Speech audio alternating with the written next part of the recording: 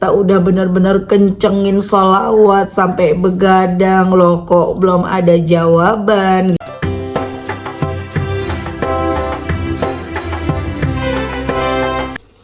Bismillahirrahmanirrahim. Alhamdulillahirrabbilalamin. Allahumma salli ala Sayyidina Muhammad wa ala ali Sayyidina Muhammad. Assalamualaikum warahmatullahi wabarakatuh. Halo teman-teman, apa kabar? Mudah-mudahan teman-teman selalu dalam lindungan Allah Subhanahu wa taala. Amin ya rabbal alamin. Alhamdulillah, kali ini aku akan sharing lagi pengalaman sholawat dari teman-teman kita. Tapi sebelumnya seperti biasa, buat kalian yang belum punya buku ini, jangan pernah lelah ada nikmat di setiap sholawat. Ini buku pertamaku, harganya 55.000. Kalau teman-teman mau beli, teman-teman bisa ke Gramedia atau teman-teman bisa beli di Shopee maupun beli di WhatsAppnya admin ya. Nanti klik aja linknya di deskripsi box. Buat teman-teman yang punya testimoni sholawat, silahkan kirimkan testimoni kalian ke email aku meliza.arnelia@gmail.com. Dan buat teman-teman yang mau beli e-booknya juga ada ya di Play Store. Jadi kalian cari aja di Play Store buku Jangan Pernah Lelah dan Nikmati Setiap Sholawat, itu ada bukunya. Nah, langsung aja aku akan bacain testimoninya. Ini yang pertama dari Mbak Kanza di Blitar. Jadi Mbak Kanza ini udah pernah ngasih testimoni ya teman-teman, dan ini ngasih testimoni lagi nih teman-teman. Masya Allah, testiku sudah tayang. Terima kasih Mbak Mel. Sama-sama. Ini aku ada sedikit testi Mbak Mel. Anak kedua sakit batuk pilek, panas, rewel, gak bisa bobo. Saya terus baca munjiat dan sholawat Jibril. Jam 4 subuh dia bisa bobo. Rencana pagi mau beliin obat di bidan, uang tinggal 10 ribuan, belum belanja. Bismillah, pinjem uang buat bayar sekolah. Qadarullah, tanpa disangka-sangka berapa bu obatnya gitu. Jadi nanya ke bidannya ya. 2 kali saya tanya nggak ada jawaban, selanjutnya sudah dibawa aja. Masya Allah Mbak, the power of salawat. Mungkin bidannya Jumat berkah, tapi selama saya berobat di situ belum pernah seperti ini. Terharu banget Mbak. Terus saya baca munjiat di jalan, akhirnya uang 10 ribu tak belikan sayur. Masya Allah, lagi-lagi pertolongan Allah itu nyata Mbak.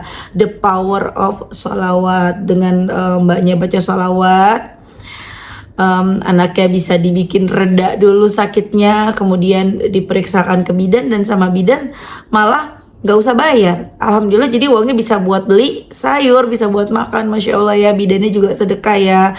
Masya Allah, Allah yang melembutkan hati bidan untuk udah gak usah disuruh bayar udah.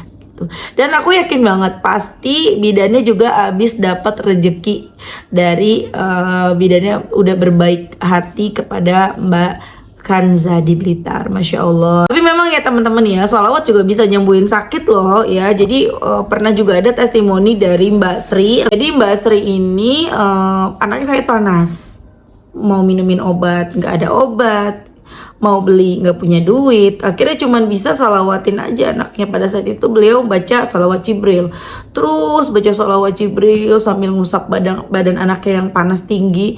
Tapi Masya Allah, akhirnya anaknya sembuh dari panasnya dan kesakit-sakit lagi tuh, maksudnya sembuh, jadi nggak perlu berobat, nggak perlu minum obat. Masya Allah ya, yang penting kita yakin teman-teman. Lanjut, aku akan bacain testimoni selanjutnya. Ini dari Mbak Herlin di Madiun. Ini berkaitan juga, maksudnya sama-sama anaknya sakit nih teman-teman ya.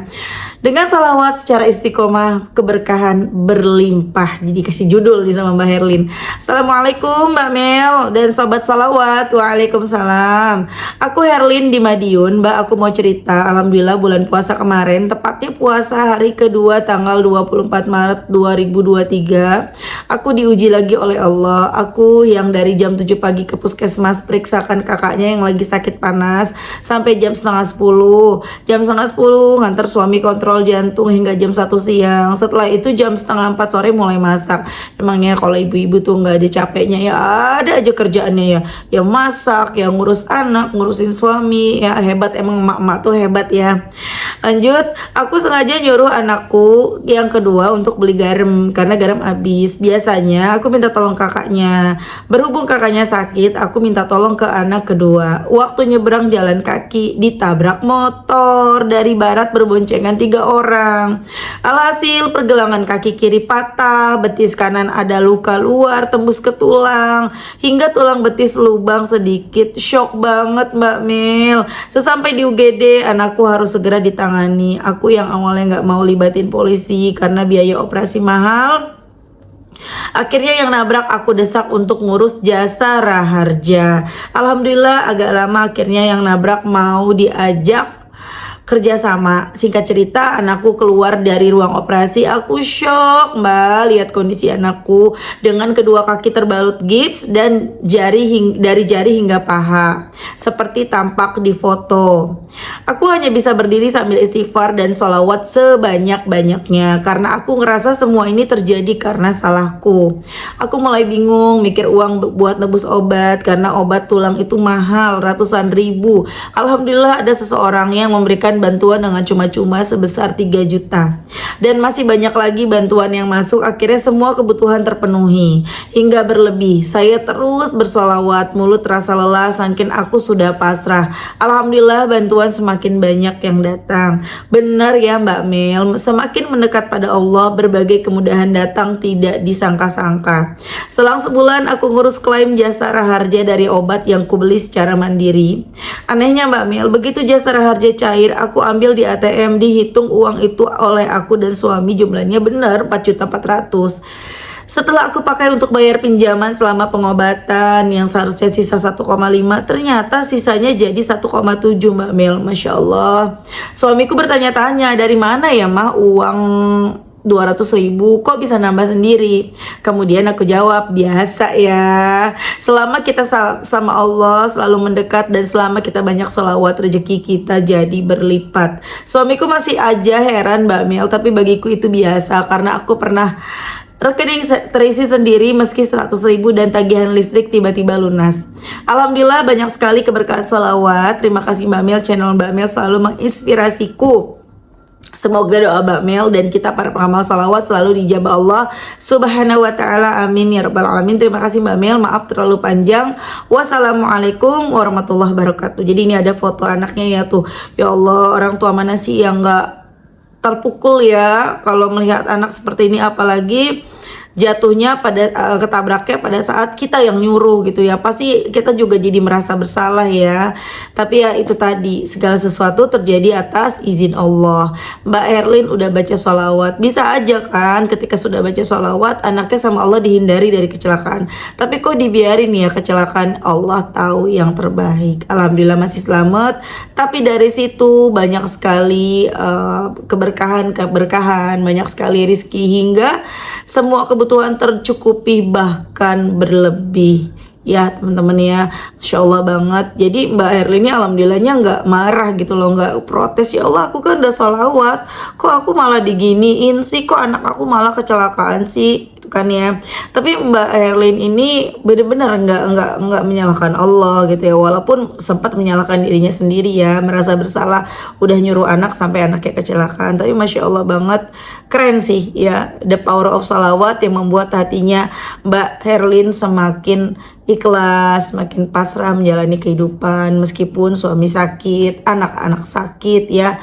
Keren, emang emak-emak tuh keren, emak-emak tuh strong pokoknya ya. Jadi apalagi pas tadi dibilang dapet ada uang kelebihan di ATM, ada uang kelebihan 100.000 lah, 200.000 lah, ada listrik terbayar sendiri. Bagi pengamal salawat mah itu udah jadi kayak biasalah gitu, biasa aja, udah nggak kaget ya. Tapi kalau yang baru-baru atau yang baru ngamalin sholawat atau yang belum pernah ngamalin ya nggak percaya sama hal-hal begini, kita dianggap aneh gitu loh ya. Tapi kalau sesama pengamal sholawat biasalah gitu Cela. Ya itu tadi ya, jadi teman-teman kita tuh belajar untuk tidak suka nyalah-nyalahin Allah ya. Ya walaupun itu tidak mudah, kadang-kadang kita udah terjepit, kita sudah bingung mau gimana lagi, berharap pada Allah satu-satunya harapan kita.